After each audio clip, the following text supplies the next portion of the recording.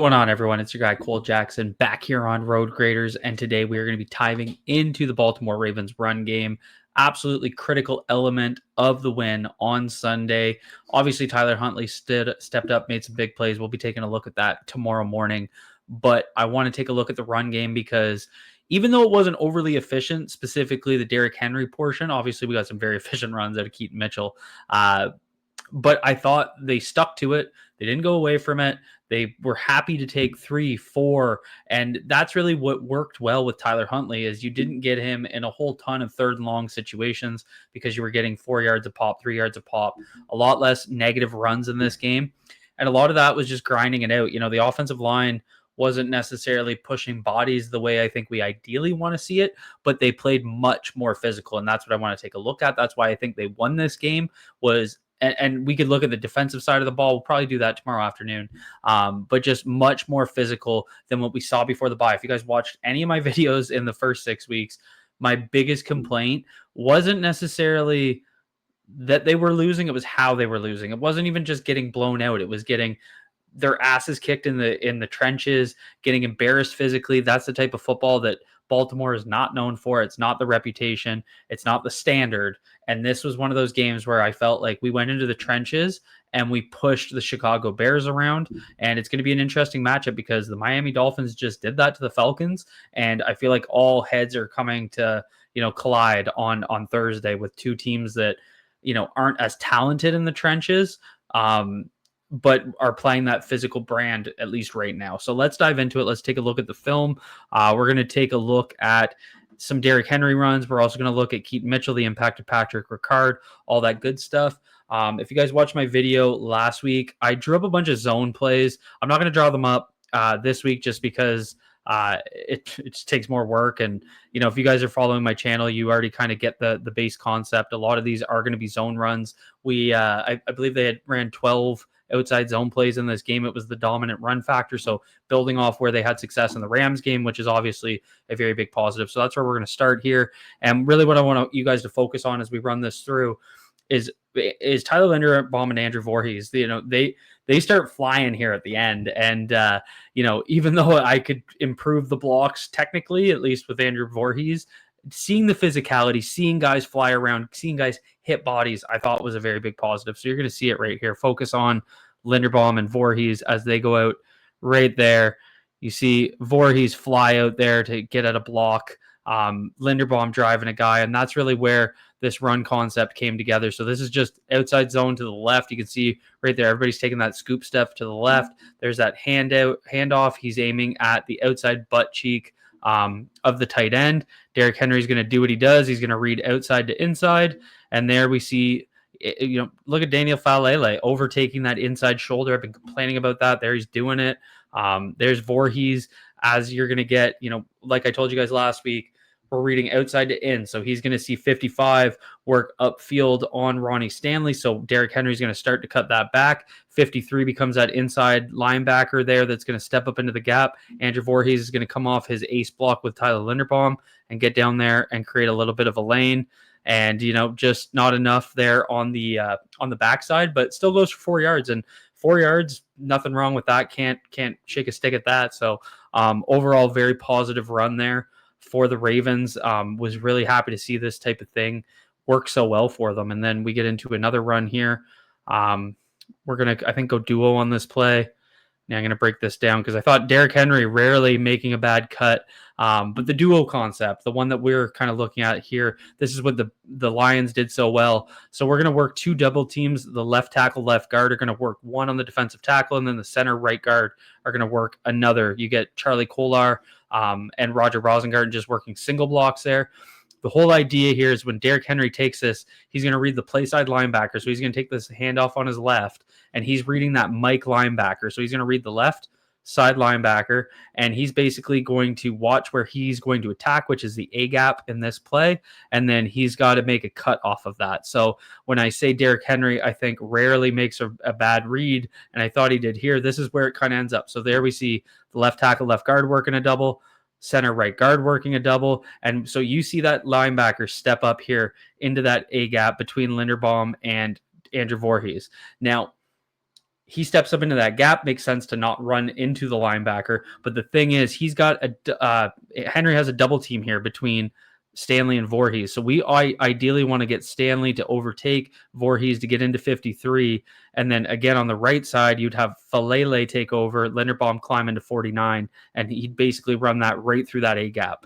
Derrick Henry's going to kick it to the backside here, which if that safety that's over top of Isaiah Likely here at the hash mark, if he wasn't coming downhill, I'm fine with that. You're going to make your read and take a cut, based on what you see. But as that safety comes downhill, just kind of you're running into where you need to break a tackle. And usually I have no issue with Derrick Henry against the safety, but slows him down at the line of scrimmage. And so you see that linebacker come down. That's where Derrick Henry is going to make that read. I'd rather see him press that A gap. I think they could have worked that inside a little bit better just because we had the numbers game there. Henry's going to come outside and see he's going to try and cut around it. He cuts into Kohler's block. So it still goes for a positive gain. It's not a negative run, but I just love seeing those physical double teams. I've been asking for duo concepts for weeks. It's nice to finally see it, and you can kind of see where we can get some effectiveness. If you're having an issue driving some of the defensive tackles, work those double teams and let your guys climb up to the linebackers. Puts the onus on the defense to play physical downhill football, but I think it gets your offensive line moving forward naturally and creates that natural advantage by working that double team. Can't do it when you can't do it when they stack the line of scrimmage or they have a bare front. It just doesn't work as effectively because you don't have the numbers game. But if you get those 4-man down lines, then that's when you should be doing it, working it into the second level. Here we're going to get another outside zone run. There's going to be that scoop step. Again, see Falele overtaking. His head's on that inside. Like to see that. Derrick Henry's going to read outside to inside. He's going to cut that upfield. Let me play that back. I kind of skipped on you guys. But he's going to cut that right behind Linderbaum and Falele. Really solid play here by Falele. Just getting in the way, Linderbaum cleaning that out.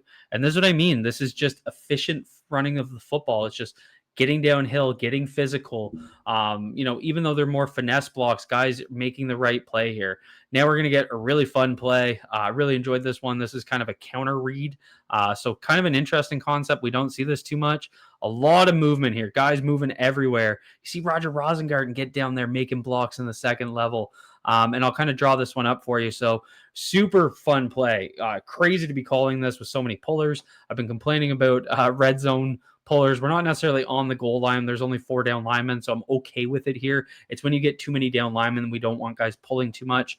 But essentially what we got here is Stanley, Voorhees, Linderbaum. They're all going to down block to the right. You're going to get pulls from Falele and Roger Rosengarten. That's the counter aspect of this play. So Derrick Henry takes this handoff as a counter play. So he's going to take it on the right side and he's aiming left, but it is a read play because you're going to see Isaiah Likely and Mark Andrews work out of the diamond formation and be lead blockers if Tyler Huntley keeps this. The read man is going to be the right side edge here where the R is on your screen. So, crazy play, lots of movement, guys moving everywhere. I think that's why it was so effective in this play. Todd Monken getting in his bag here. Really like this. So we'll just kind of break it down a little bit slower. So here we go. So you see right here. So this is what I'm talking about. Derrick Henry is going to go to the right of Tyler Huntley. That's the counter aspect of this. You're going to get Daniel Falele, who has to come down and be that kick-out block on 55. And then Roger Rosengarten's going off Ronnie Stanley's butt as the lead block if this is handed off to Derrick Henry, which it is in this case. So Rosengarten becomes that lead blocker. So the read man here, the guy I had marked that's, charging the mesh point pretty hard. Tyler Huntley's reading him. You see Andrews and Likely are going to go out to be those lead blockers. And I know that he's a read man because Isaiah Likely leaves him. So if this was like kind of a split look where he's going to kind of take him, he would have hit the edge player, but Huntley's going to give it because this edge charged the mesh point. You're going to see Falele get just enough of 55. You see right here on the backside. I'll go back so you can see it, but Falele misses his block a little bit, but gets just enough where it's not detrimental. And then watch Roger Rosengarten as he pulls off Stanley. Right there, he's going to get into the linebacker. He gets into Tremaine Edmonds, and he really leads the charge there for Derrick Henry. I thought this was a very exciting play because it shows getting Roger out in space, how effective it can be. So again, he's going to come around the corner. He's going to make contact on Jaquan Brisker. Rashad Bateman getting in there, getting dirty. So Roger Rosengarten's going to leave Brisker to Bateman, and then he's going to get into 49. And you can see right there, being that lead blocker, giving Henry some area to get down to the 2-yard line. And then that sets up, this was just, honest to God, a lazy play by the Bears defense. Look how stacked up they are to the strong side of the field, which would be the right side. We're on the left side hash mark here. There's just no numbers. Like you can see right here, Stanley has an edge player. Voorhees has a linebacker. Linderbaum has a one tech on his right side. So on the back side of this run, Andrews just has to go block a guy in the end zone. Bateman's got to make a block on the left-hand side right there. Basically, Stanley and Andrews are the only guys that really need to do anything. Bateman makes a good play out wide. This is a good example of how physical downhill running football can wear down a defense. And I think they just caught them sleeping. They got to the line of scrimmage. They snapped the ball. They weren't really set to play against it. But that's the impact you can make when you wear down on a defense. That's why the run game is so damn important. It's why being physical at the line of scrimmage, making that defensive line, making those linebackers not want to play anymore. That's where you can make an impact. So even if you're only getting 3-4 yards a run, playing that physical game makes a huge impact. Keep rolling here. A couple more outside zone plays. See, this happens a lot. Zay motioning away from where the zone's going, pulls the linebackers. You can see right there, 53 is going to pull over to his right. Right there, empties out that box. It creates that 31 has to come over and be that kind of play side linebacker, which is a better opportunity when you get your offensive line moving down, because you move 53 over to the wide side. Then you got Tremaine Edmonds as the backside linebacker here. So love how the Ravens are doing this, and you can see Tyler Linderbaum, getting into the second level here and doing what he does so damn well. So again, just physical brand of football. I'll play that through one more time. I kind of skipped on you guys. Trying to get the video quality better. It's just I'm using a VPN, so right there you see those linebackers shift, and then look at Tyler Linderbaum getting into the second level, and Derrick Henry being able to run right off him. So again, nothing crazy. They didn't have any of those big 30+ yard runs, but just efficient running, making an impact. You just absolutely love to see it. There goes Zay again. What do you think? Outside zone to the right. Yep. And look at Tyler Linderbaum, lead blocker. Oh my God. This is why the Baltimore Ravens need to be an outside zone team. What it does for Tyler Linderbaum's game, it completely changes it. This is where he's at his best. This is where he's at his all-pro ability. He's taken a nose tackle that was lined up as a 0 right over his face. He's driving his ass 5 yards downfield, and Derrick Henry's just going to run right off him. And we can just keep doing that, spam that play. Build a play where that's your go-to. And then we get Patrick Ricard in here for a couple plays where he's going to make an impact. This is the play that's been all over social media. You're going to see him step up outside zone again, so we can run outside zone with Project Pat. 53 is going to step up into that B gap here, and Patrick Ricard is just going to say hello, and boom. That's a Madden hit stick right there. Pat Ricard's going to come across here as a sniffer. This is what the different things that Pat Ricard can do. So with him being basically a 6 offensive lineman, see how they're going to bring him across here and do an insert block. So they're going to bring him over. Just go back. Bam. He just fucking lays out 53. Nasty work. So right here, see he's going to go in motion, and he's just going to insert as as an A-gap blocker and provide that physicality. Again, see Derrick Henry able to run forward. What he does as an enforcer in this game is a completely different aspect. On the Derrick Henry second touchdown run, they actually get stacked up here, so the line kind of fails, which, again, I hate pulling offensive linemen on the goal line. This is inside the 5. They're out with, multiple. They're in their goal line defense. Watch as they pull. It just everybody gets stood up, but Pat Ricard out here makes a nice block as a kick-out block on the safety. You see right there, Pat Ricard working him into the end zone, turning him, and Derrick Henry is able to find some daylight out there because of the impact of the impact of Patrick Ricard. So 2 big blocks by Pat Ricard on pretty big gains, big moments. Derrick Henry getting that touchdown was absolutely massive.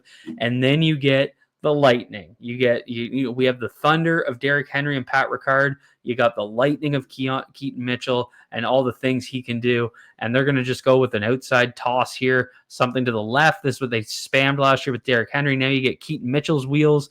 And right there, look at Ronnie Stanley getting out there, making a play on the safety on Jaquan Brisker. You see Mark Andrews making a nice block there. unless that's Kohler. If it's Kohler, my apologies. I think it's Andrews. And there's Keaton Mitchell just finding that daylight. That's what he can do. He's just a spark plug. Now we get a nice counter bash play. Love seeing this back in the playbook. This was a Greg Roman go-to. Todd Monken has called it a few times with Lamar in the last few years, but we used to see this a couple times a game with Greg Roman. And so you're going to get it's counter bash. So the BA stands for back away. So you back away from the pullers. This is, again, another read concept. So right here, as the snap's going to go, there's two options on this play. He's either going to hand this off to Keaton Mitchell, who just goes out with no lead blockers out there. He's basically just running it, trying to take advantage of the read man. And then you get your pullers coming back if it's a quarterback keep. And so right here, it's going to go to Keaton Mitchell, and that's what he does so well. They've done this a few times with Zay. This is just a little drop of it that I found online. It's just a lot easier. So you can see right there. So this is obviously going to the inverted side, and this is way back when, we had Dobbins here. But you get two options on this play. You're going to get the running back going across the face of the quarterback as one option, or the quarterback can keep it and run counter with the backside pullers. So in this case, it was Bozeman and Stanley. But when we go back to the play we just watched, it would have been the opposite side. So our right guard, right tackle as the two pullers.